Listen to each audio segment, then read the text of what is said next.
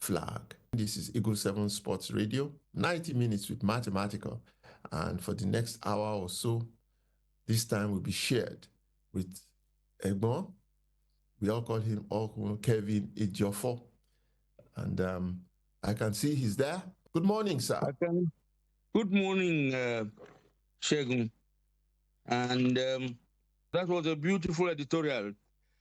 I should say thank you for that tribute, a very rare kind of tribute, and very much from the heart. And those of us who used to cover you people knew of the special friendship between you and Christian Chukwu. And thank you for that tribute. Thank you very much. Thank you, sir. We can talk as we go on. I love the gray hair. I love the gray hair. You are graying and aging nicely, gracefully. I must say, we give thanks to God for that. We do indeed. I'm lucky in many ways. What do you do these days? You know, I know some people wrote me, and I can't read all their messages to you, but so many were just talking about your days, both in Radio Nigeria and with Cadbury. But I know that beyond that, you also owned your own radio station and so on and so forth. But what do you do? No. The radio station is no longer mine. I surrendered to those who knew better in many ways, or who had other means or better means, and so on. So I live in Enugu now. I run the National Youth Art Festival called Life in My City Art Festival with my dear friend and colleague, Dr. Ayo Adeumi, who is the Dean of the School of Art in IMT Enugu. Wow. I am the Executive Director. He is the Art Director. And we've been at this for the past 17 years. So we have a presence in 17 stations, or 17 states of the Federation. And we're making Enugu a kind of home for young people interested in fine arts. And we have a competition every year, which peaks on the last Saturday of October every year. Very busy time for me. Very, very interesting. Yes. And that's good for you. You have to keep working. I keep telling people you must keep working. That you are in retirement doesn't mean the end of life and, doing what you know how to do best. But you left radio. The voice is still there. I'm just listening to you now, and I'm recalling those days when we had recordings of, your radio commentaries. Look, it's like you people were bred specially by Radio Nigeria. How did that assembly happen?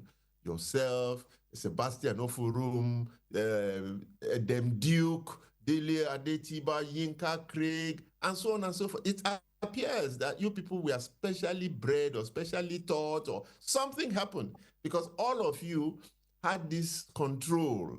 That you had the voice, you had the, your lexicon. What's that word now?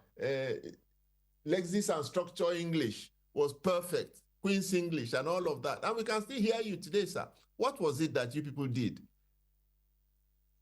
Radio Nigeria of those days was a very special place. It was I can't imagine, maybe the army or something, I can't imagine any other gathering of people that represented Nigeria more, and with camaraderie, with respect, with concentration on, or the pursuit of perfection, as we were taught then, led by the Reverend Badejo, Christopher Kolade, and all those people who put us through our paces very, very carefully and steadily. You came in and you were deployed to all parts of broadcasting. I, for instance, had to go to Port Harcourt to be in charge of the station within 6 months of my joining, and before coming back. And then we trained and retrained, and that's all. We were led by very special people. I can tell you, for instance, that at the end of the Civil War, the Reverend Badejo we all came back. We came back to the very positions we occupied before we left. There was no animus by anybody who had been from the Nigerian side and those of us who were on the secessionist side and so on and so forth. We merged again. BC Lawrence was my boss, for instance, he was our boss in the outside broadcasting after Isola Folorenshaw had been promoted to the director of position and so on, and he was now in charge of the commentators. And we took everything. It's a time in my life I can never forget. And the only thing we regret is that we didn't know the world was moving on looking for money. We were just busy enjoying our job. When you were off duty, every single one if you're off duty, you came back to broadcasting house, either to critique other people's program or see what people were doing about your program or preparing the program for the next day after. The world moved on ahead of all of us. Many of our colleagues who have passed on, didn't have a house or a home of their own, didn't have anything. They were the poorest structurats, but we were the happiest people in the world. Wow, fantastic. But tell us, okay, we are talking football now and sport by extension. Those of you who went into radio commentaries, running radio commentaries for Nigerian matches, for club matches and so on, were you specially selected? Was it because of your gifts in the knowledge of sports, or was it what? How were you picked? Very good question. You know now, after all these years, you know now that it was only our situation was the only place where people were commentators without being sportsmen necessarily. You understand? It was because you could speak English well and were quick on the uptake and the basic training. I mean, BC Lawrence would go to the stadium and do commentaries behind when there was no match and so on, or when it was not on air. And if you were suitable, you were retained in it and so on. When I went to Britain, for instance, I went to watch matches and sit beside commentators, BBC commentators, and found out that we were doing the work of three people. A commentator in Nigeria at the time was both the historian and the statistician and so and the commentator at the same time. But over there, what we found was that, for instance, somebody may score a goal, it may be the second of the season, and then somebody sitting by you with a file of fax would open the page to your name or to the name of the person who scored the goal and say, oh, that's his second goal for the season. Tell you as the commentator quietly, because there was no television then, and that's his second goal. That he has two children, by the way, and so on and so forth. All those things that Ernest used to do so well were done by about three people together, supplying information to the commentator. That's why Ernest was particularly unbelievable, because he didn't even carry notes. Everything was in his head. The man who was a historian at that time was Fabio Lanikbeku, who knew all of the history of African football, who had details, he had everything. So if you approach him before a match, or if he was present in a match, he will give you whatever he wanted. But Ernest carried everything in his head. And Sebastian, for instance, was a different kettle of fish. He was also a historian, but he made notes. He carried the notes. So he was more deliberate than the rest of us. And he actually wrote some books on Nigerian football. And he mixed with the administrators more than most of us. So it was something we were selected, yes, but mainly because you spoke English well enough to convey the feelings and the what was happening in the stadium and how people were relating and all that. That was really all. Yes. At the end of it, you know, we were on the field of play, so we wouldn't have heard your commentaries live. So yes, but we are lucky in latter years because we got copies of those commentaries and we could now listen and hear what you were saying about us. And something stood out for me. Every one of you was unique in a way. Every one of you had style. They had their style. And yet, during one single game, 2 or 3 of you would run commentaries, one for 10 minutes or so, another one or first half or something like, you did something like that. It was like a race, like a race. So how did that develop? How come? Was it up to you individually to develop your own style and delivery and so on and so forth? Let's pay tribute to the pioneer, Ishola Folorunsho, who also gave so much. Oh, I wonder how he brought up his family. Do you know that before we joined, if Ghana was coming to play Nigeria, Ishola Folorunsho will ride on his bicycle or take a bus or something to the semi-border to meet the team, to talk to them, familiarize with himself with their faces, with their shape or their whatever it is called, their gait and all of that, so that and then join them in training in the evening before the match. And if there were more days, he used to go there all of the time and do. By the time we came in, we now had what we call stringers, who would young people who couldn't talk as fluently and so on, but who were also interested in sports and who would gather information and bring to us and the names and the circumstances of the players. The style issue is really a personality issue. For instance, as I said, Ernest was the man who had everything in his head. Dele Adesiba was the stylish. How do I describe Dele? With wicked humor. Sebastian was the more deliberate, more calculated in his approach and the description of what was happening. Yinka Craig, oh dear me, what a man. Yinka Craig was a friend of everybody. He was the glue that held everything together. He was every, oh boy. So it was a matter of the personality of the person and his manner of speaking or observing things and so on. This idea of giving names like Chairman Chukwu, mathematical Debami, and all of that, snake hips,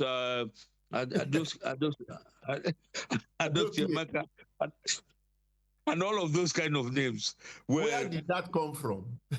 Only heaven knows. I think somewhere in the ether, some force was giving.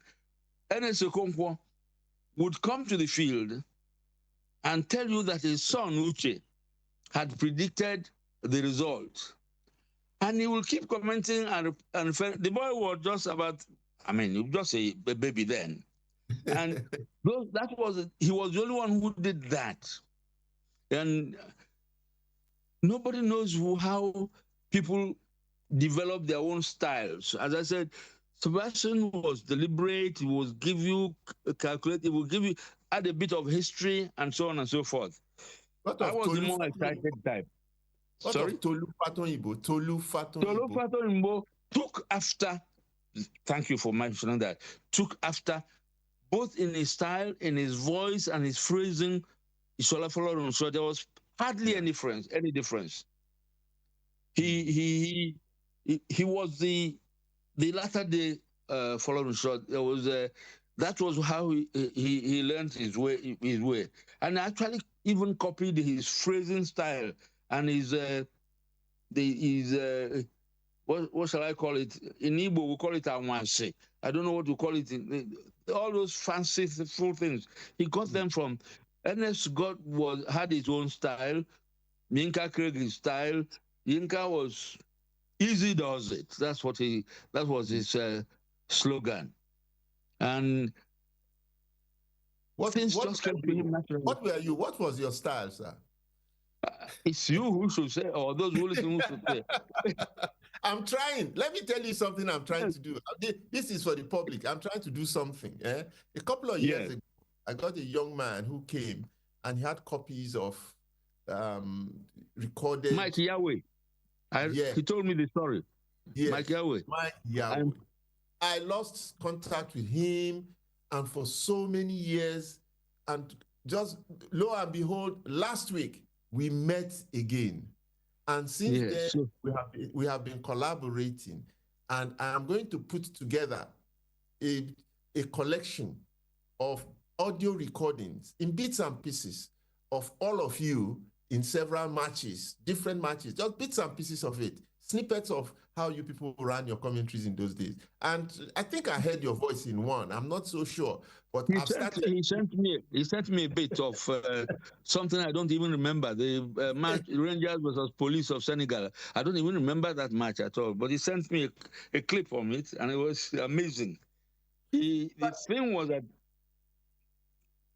your question was how did the relay race?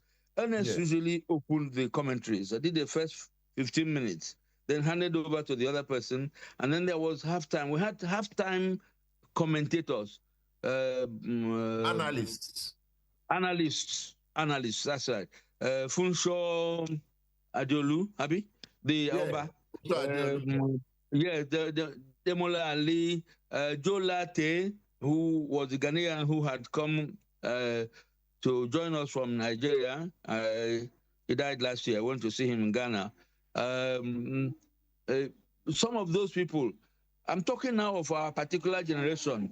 Yes. I'm not talking about what happened after I left, for instance, and Adam Duke and the young man, the young Yoruba man who joined Nigerian breweries and so on and so forth. Dele Adetioba.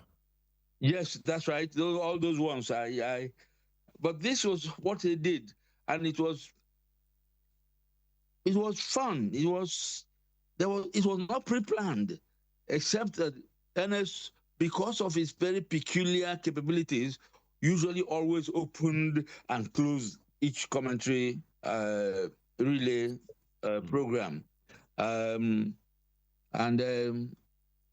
there was no other like him. You were talking about us. We had our opinion of you people and how you did. You know, Mudashiru, the midfield. Maestro. Carry and fetch and carry. That was my word for him in those days. The fetch and carry tactician that distributed ball in a way that. Where did that come from? For instance, he had this particular gift, and then of course, the relationship between you and Chukwu on the field. Chukwu always seemed to know when you were ready to run or something, or he always sent this long. You are absolutely right. It was almost telepathic. He sensed when you were ready and usually sent a ball cross field out to the right there, and then things will start happening. He did the same on the outside left, but it was always more often between you and him. And oh boy! And then of course you had Tebu, whom we used to call Blockbuster, the Tubosun, for instance, at the back. Slow poison. Slow poison. You know? So it was, I tell you, I remember opening every FA Cup final. I had a standard opening. Welcome to the FA final and all of that. I would rather be here than anywhere else in the world. That was my usual opening. And football commentary builds you up. There's something that happens to your body. There's something that happens to your faculties. It's like somebody who had taken more than a few cups of coffee, and the excitement is something that you don't know how. There's nothing equal to it. Believe me, there's nothing equal to it. There's nothing like the experience of doing a football match, especially when there are many goals. And then you come out and say, and then this will actually make to say a 5-goal match, you know, and the re-description, what on television will be a playback, the re-description of how it went before you scored a goal or somebody else scored a goal was a special thing that you don't plan for, but somehow the picture comes back again into your mind, and you're almost just showing a picture that only you saw, and hoping that those who and listen, who were listening. The excitement was so much that when we began to notice that people used to come to the field with their radio sets, and that was another development. Here in Enugu, the rivalry was between Rangers and Vasco da Gama. Yes, Vasco da Gama. And one day, Rangers had scored a goal, and I was on commentary, and as the welcome, this is this match, and then you said Rangers won, Vasco yet to score. One Vasco fan who was below in the field below me, carrying a radio, turned out. He said, shouted from down. So you want them to score, eh? Okay, you come down here today. Can't believe that after some time we had to have police to escort us out of the field when Rangers and Vasco da Gama are playing, because oh boy, those were unbelievable. Huh? Yes, well, the world is a different place now. It's unbelievable. In your days, you were superstars. You were celebrities of radio. I remember Tolufato Yibo would be hiding away from people because yes, once they recognized that it was Tolufato Yibo, exactly. You were that great. Was the advantage we had over the TV commentators, because you wouldn't know me unless I spoke. People will see you enter a shop or a store and something, and you're asking for the price of somebody. Somebody will just suddenly turn and say, that must be Kevin Ejiofor, and so on and so forth. It can be unsettling sometimes. The voice. It's the voice. The voice is still there. Just the voice. Just the voice. Just the voice. And so on. And so now we are discussing Christian Chukwu. What do you remember about Christian Chukwu? What do you remember about him? You have all that. Do you know that you took the words? If I had to write that, the thing is, meeting Christian Chukwu outside, you know that better than I do. He was a calm, steady, humble gentleman with what you just call a smirk. You know how he smiles with that small left side of his lip bending down, as if, oh dear me. And he spoke gently, very, almost inaudibly. And if you start praising him, he will discourage you. He wasn't the kind, that's why he was different from Ernest.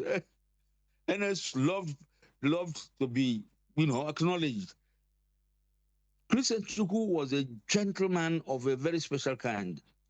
From those of us in the commentary field, there was only one. I don't know whether you remember the captain of Jos, center half too for Plateau Highland. Ismaila Mabo, thank you. That's him. He was another person who carried himself with that kind of control, not just of how he played. I don't remember Christian Chukwu ever receiving a yellow card in any kind of prominent way. He was, but he also had a way, we later learned, of people who worked for him in the Rangers. Kenneth Ilodibe was one of them. Kenneth could kill a man in the field, and the referee will not know.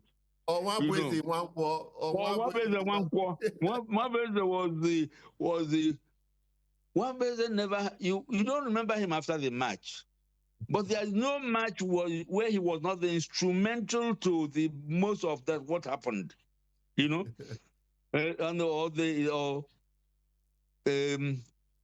me of the man from Ibadan who was my special, whom Ernest used to call the headmaster. Blanky, mention the name again. Adepoju. Adepoju, that's the man. He was another. Oh, Shegun, you did a job for Nigeria. You served Nigeria, and I commend you for what you continue to do for sports in Nigeria. Even though the leadership of Nigeria continue to discourage sports, just like they discourage many things. You know that part of the thing, I believe firmly that part of the reason why Nigerian football has not grown as it should. There's no reason why Egypt should be the leading nation in African football, except for the fact that the politicians decided to be in charge of football. We are the only country. I find that Eto'o is now in charge of football in Cameroon. I don't know how he managed that. JJ Okocha was somebody tried to bring him into Delta, but you see people, the leadership of football in Nigeria is people you've never seen in the field who can't even kick off a match. They don't know what it involves. I'm pained. I keep being pained by the fact that everywhere else in the world, it is former footballers, former sportsmen who are leading sports. Look at athletics, for instance. Remember the pair of 800 meters runners, Sebastian Coe and the other one. They are now in charge of world athletics. Yeah. Yes. They are in charge of world athletics.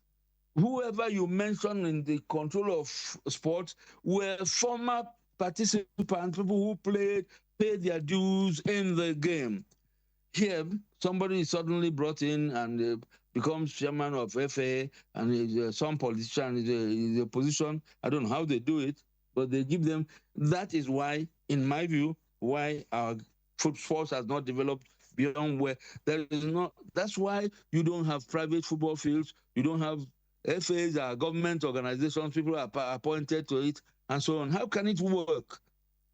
It is not how those who invented it manage it. How can you come and start doing your own thing and then put in there? I got to Abuja as acting DG and told my commentators and reporters or whoever, I don't want to hear about the chairman of football FA. I want to hear the footballers. I want to hear those who are playing the game, those who are in the place, or former players. Unfortunately, I wasn't going to stay long in Abuja, so all that was just my own private hobby horse. Uncle Kevin. It's sad. Yes, so. Yeah, Uncle Kevin. Tell me, sir, what do you think is the size of Chukwu's contribution to Nigerian football? The size of Chukwu's contribution. He passed on a week ago, and I don't think we've ever heard. Probably Rashidi, when Rashidi also passed on. Oh, well, when Muda passed on, it was heavy too. But it's been overwhelming. The messages, condolences have been coming from everywhere, all over the country, all over the world, in fact. So what is the size, really, of Chukwu's contribution to Nigerian football, in your estimation? Well, how shall we measure this kind of size? Not in feet and yards and kilometers and so on. My mind goes back to that day when Christian Chukwu handed the cup you people won to Shehu Shagari, president of Nigeria. Take a measure of that, the first time ever, and how we stood in Africa then. In those days, you travel with the green passport, you get to the desk at the customs, you slap your passport down with pride. Tell me what other factors beyond sports contributed that much to that kind of pride you felt outside. It's difficult to describe. And then he went on to be a coach in one or two African countries and led the Green Eagles or the Super Eagles to far and wide. Chego, I don't know whether you remember the trip to Angola just after the Civil War. Dinde George was the ambassador then. Dinde George had been a broadcaster in Radio Nigeria. So I walked into his office and I introduced myself. And I said, sir, you were one of my great voices on radio. I'm glad I'm able to do personally. You could see the man swelling with pride. There was only one little shop in the capital of Angola at that time, and that shop was called Angodiplo. It's only Nigerians went there regularly and swaggered around, as you know that we often do. Football, Christian Chukwu, and you people brought pride to us that cannot be measured, because in other ways, we were not doing so well. Let us be honest with ourselves. Where else were we so well known until maybe ECOMOG came and we helped to restore peace in some West African countries? Individual Nigerians, of course, had always distinguished themselves. But the one thing you could remember, or could be proud of, was Nigerian football, in which Christian Chukwu had a more than ordinary part, more than an ordinary part. He stood out, and football stood out. There is not anywhere. I mean, my daughter came in now to ask when she said we were doing this. She asked me, please, to get a link from you. She wanted a clip so that we can distribute to her siblings who know the name Christian Chukwu. But of course, we were born way after he had retired from football, and who will always do that. So to say what is the size of Chukwu's contribution to Nigeria, to sports in Nigeria, immeasurable is the only word I can think of. How are you going to measure it? And coming out of thing was that, as you described in your commentary, both on and off the field, Christian Chukwu brought grace, brought stature, brought excellence. His conduct as a person, as a captain. Please try and remember that it was after he left, in fact, after you people left, that we now started having all these quarrels between the team and management, and all this money not being paid, and all those kind of things, and all of those kind of things. I'm sure you people were also shortchanged once in a while, but he managed, and you people managed to keep this within the house and presented a united front all of the time. That's why his chairmanship is so meaningful, that you open your mouth and call him chairman. You never, and you know it, and call Segun Odegbami mathematical. And a picture comes into your mind. And you remember, I don't know whether you can't remember because you weren't there. It was a particular match, I don't remember that match, when that name was first used. I was there in the studio, in the broadcasting and the commentary studio with Ernest. He turned to me and those who were there and said, see how that those passes go as if they were calculated. That's when he started using this word, mathematical passes. Wow. For you. You know, and he tried to give, remember how he brought in unity and religion, in trying to describe Sefiu Muhammad and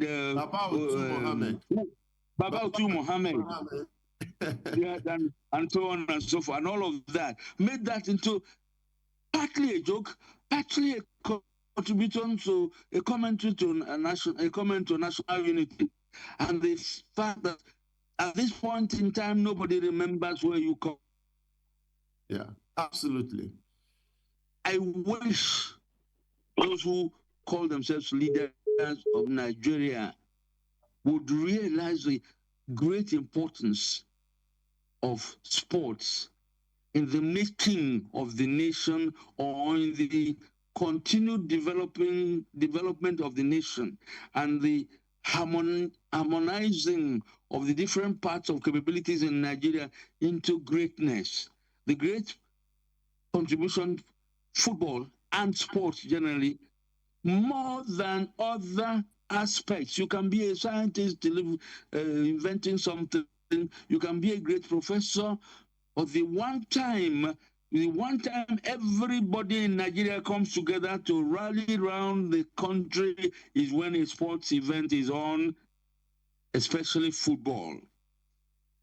Why don't we put resources in there? Why don't we shed our ability to win elections aside, our mago judgments and all kinds of aside, and build football as a tool, as one of the tools that can get this country working together to become what it can become? In that respect, all respect go to Ernest Okonkwo, Segun Odegbami, Christian Chukwu, and all the others associated with that and who gave their best. I heard you use the word do or die with respect to Christian Chukwu when he's on the field marshalling the forces. You want to win for the country. I want to remind everybody. Let me just remind everybody. Just listening to you, I am reminded of what happened shortly after the war. Before the war, the captain of the Nigerian team that marshaled the Nigerian team with pride, with everything that he had, was an Igbo man called Godwin Achebe. Before the war. Godwin Achebe, yes. Before the war, was an Igbo man. Then we went into this war for 3 years, and thought it was a war between the Igbos and the rest of the country. Yes. Of course, coming after the war, it would have been unthinkable that an Igbo man will now come and become captain again of that national team. That was the last anybody expected. But lo and behold, who was captain immediately after the war? The same Godwin Achebe that was captain before the war started, came back, an Igbo man who was in Biafra, who fought in the Biafran War, came back, and Nigerians did not even remember that this is an Igbo man. All they knew was that he was a great captain, and whilst he was captain, the way and manner he led the national team was exemplary. He came back, was welcomed back, and he became captain. And after him, sir, go on. You must remember also that those who led football were not politicians at that time. Exactly. They were not asking you where you came from, what party you belong to, and so on and so forth. They chose who they thought was the best and put him in charge of the team. You remember Colonel Adefope? You remember those people who led sports? Was Odia. You remember Abraham Odia? All the people who led sports that time.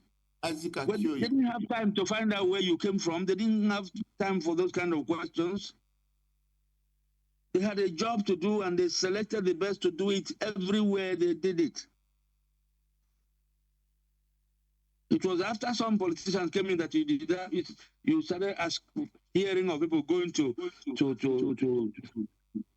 ask politicians to put them to demand that they must be featured in the team. There must be representation. What they said was that there must be representation, and that cost us not going to the World Cup at a certain time in our history. But as we start rounding off for today, I just want us to go back to Christian Chukwu. Christian Chukwu, to me, was, the greatest captain Nigeria ever had, one of the greatest players that we ever had. I played under him. He was my leader, and I knew what he did on the field of play, and the evidence is there, the records are there. What kind of barrier should this country give Christian Chukwu? A man who got a member of the Federal Republic of Nigeria honor, and another one when he led Nigeria to winning the first World Cup at under 6, 1985. He was part of a team that qualified, that won the Second Nations Cup, that took Nigeria to the World Cup for the very, very first time. He was an integral part of that team, working behind the scenes. What kind of barrier should we give Christian Chukwu?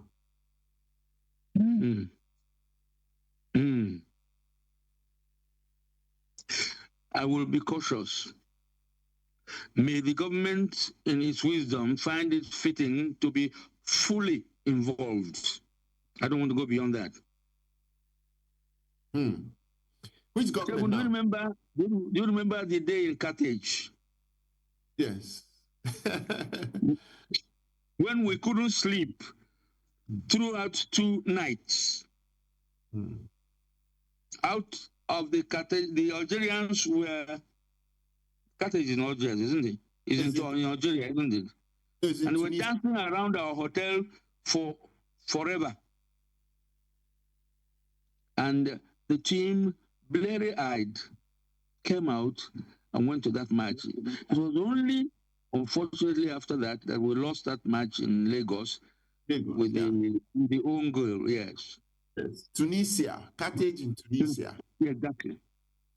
Oh, yeah, Tunisia. It's Tunisia, that's right. I went with the Shagun. You people made me famous. That's how. Who would have known about me? How? The fact that you speak English, you speak English in your house. The fact that you get excited, that's for your purpose. But on the field of play, watching you people representing our country, what can be greater than that?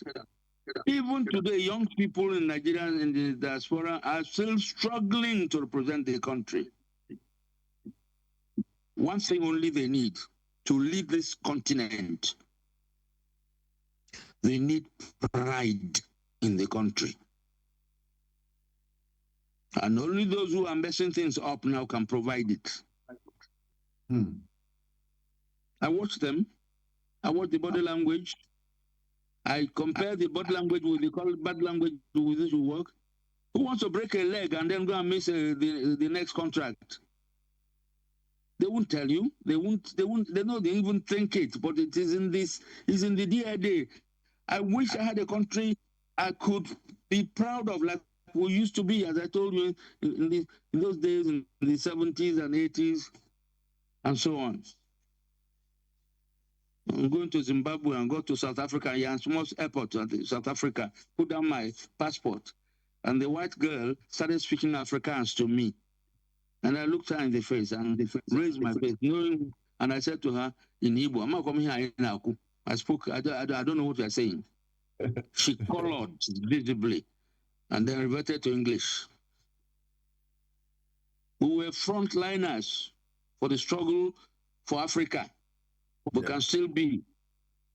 And football is one of the instruments for sports. It's one of the instruments for getting us back there. Yeah.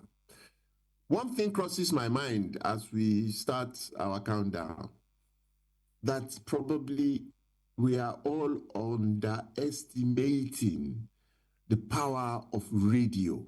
We are underestimating the power of radio. We're having this conversation today about Christian Chukwu, about a man and some of you that created heroes out of ordinary people. What we did really on the field were ordinary things.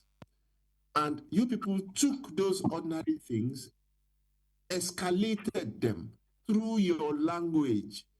Hello? That's what you did, because otherwise people would not go to the stadium and be watching the games and have radio, affixed to their ears just to hear you put life, give life, additional life to what was going on the field. What was going on the field was ordinary. They were playing, but with your words, you created another world for us. And that's why we are here having this conversation, talking about the chairman, talking about 90 minutes with mathematical, talking about blockbuster. These were all your creation. Are we missing something or underestimating the power of radio? I asked Tony Akiotu the other day about his experiences in radio and so on, and that now I own a radio station myself. And he says, look, I will not advise my worst enemy to go to radio. And I thought that was truly, truly horrific. How could radio, degenerate in our estimation to that level? What is it about radio? I'm sure you are missing it. And that it is not playing an integral part in our sports today is evidence of why we are not doing well. We don't have the heroes anymore. We don't have the mathematicals and all those things, that added a new dimension. Okay, over to you, sir. Over to you. Over to you. You can see the radio I have now. Yeah. It is it's a good man's. It does what the telephone can do. It does all kinds of things. There's a modern radio that can enable me to tune into any station anywhere in the world without even going to Radio Garden, and I hear it there. The power of radio is I think what has happened in Nigeria is a mismanagement of learning. You know that I'm chairman of West African Broadcast and Media Academy here in Enugu. I occasionally go there to to facilitate learning for young people. Part of what has happened to radio is not really the fault of radio itself. It is the fault of attitudes. People join radio now to be well known. They do not know that in our time, a 5-minute program, which you are showing now, the 5-minute program takes something like 3 hours to prepare for. They just want there, and then they want to sound like, and they say, shout out, I want to shout out to my friends, and so on and so forth, and speak with that. If you want to speak like an American, learn and speak like an American. If you want to speak like a Nigerian, learn and speak like a Nigerian. Make sense. There's no value to the fact that you say that international, or I gotta go, and so on and so forth. There's no value in that. It is the meaning you communicate. Radio is that I'm urging those who listen to me that radio is still what it can be if you manage it well. But you see, everybody is setting up radio either to win an election or to make a lot of money and so on. They do not know that what makes radio is content. As you described now, people came to the studio, to the field to watch a match, and they have a radio because what is coming out of the radio is something they don't want to miss, even though they are watching it themselves. They don't think of content. They think of, I don't know what they think of, but it's not being done the way it should be done. The way radio grew suddenly and had to be peopled with those who don't have interest, those who have the capability, those who have to learn to. They think it's a way of, I think there's no respect. Okay, that's aspect of communication.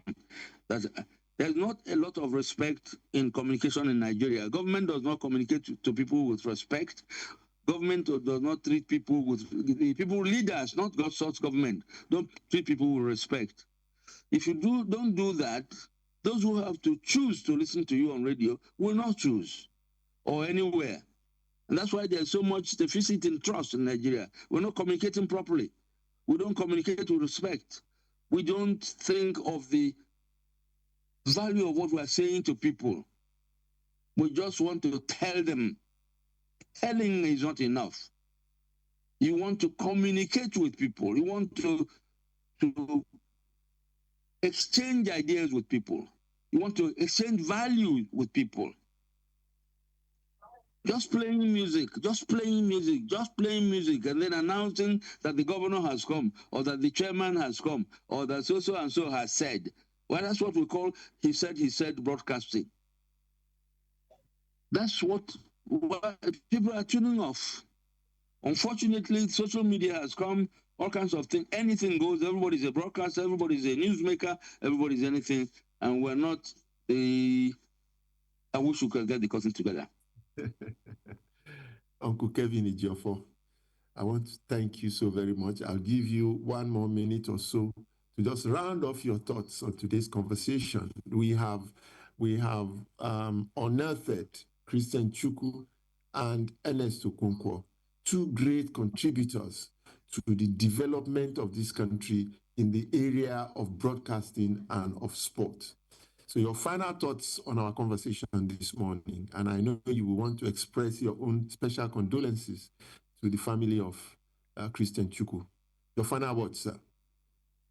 My final words are, first of all, to you. Thank you for creating this opportunity. Thank you for showing what true friendship across religious, ethnic, whatever boundaries can really mean. That after all of these years, you are putting resources at the disposal of Nigerians to remember a friend, a colleague, a captain whom you took over from as captain. My words also are for those who have made Christian Chukwu, because it is you, Mohammed, for all those footballers, Adoke, Ahmed Shamaka, wherever they are, all those commentators, those who have passed on, I wish to ask everybody, in your mind, pause for a minute and thank the Lord for their contributions to Nigeria. Mm-hmm. My final thoughts are thank you to all those who are genuinely working, like Christian Chukwu did, for the betterment of Nigeria, with asking for much. I'm sure none of his family is rich now. Mm-hmm. Christian was also a personal friend. We meet, we talk, we recall those days. My heart goes out to the family, to all those who knew and admired him. As I told you, even my children born well after he had retired are asking for a recording of what we had here. So those who are not in this country, who I didn't think to share it with, his legacy lives on. Your legacy lives on. And may Nigeria become such that more people think about the legacy they leave behind, for the unity of Nigeria, for service to Nigeria, for contribution to the greatness of Nigeria, already there, given by the Almighty Father, just for us to put our little contribution into, and so that the greatness of this country can be realized for the good of each of us, all our tribes, all our religious groups, for the good of Africa, and to the common pool of civilization and development in the world. Christian Chukwu played a noble and giant part. May we all imitate him in our little corners, in science, in government, in wherever we may be. Thank you, Shengo Debami. You know that you and I have kept in touch all of this time, expressing to you my admiration of what you are doing, what you are contributing, no less than what Christian Chukwu has done. I keep urging you never to give up, and you are not giving up. Someday, what you have done will be reaped in abundance by Nigeria. Thank you. Thank you very much for having me on this show. Thank you very much, sir. I I assure you that we shall send a recorded copy of this show to you. It would be on all social media platforms. It will be repeated on radio tomorrow afternoon. And thereafter, of course, it will be all over the world through the information superhighway, the internet. So once again, on behalf of all Nigerians, I thank you for joining us this morning. You have played your part too, just as Christian played his, and Ernest Okonkwo, and the rest of you. I thank all of you because you made us. You made us, and that's the truth. You made me. You made me. Mathematical because of people like you. You know, so thank you very much, sir. On that note, that's all you're going to have from me here. I'm still in Lafia in Nasarawa State. I'm enjoying myself. I'm enjoying the state. What are you doing there? I came for the turbaning of my friend, you know, a retired major general who comes from these parts. You know, I have friends all over the country. So we're just happy. You are who are. Bless you. Bless you. Thank Bless you, sir. Thank you. So thank you, everyone. Join us again next week, Saturday, for another edition of 90 Minutes with Mathematical. That's all from me here. We'll end up with Flavor's second song. Flavor's second song. Bye for now. Bye.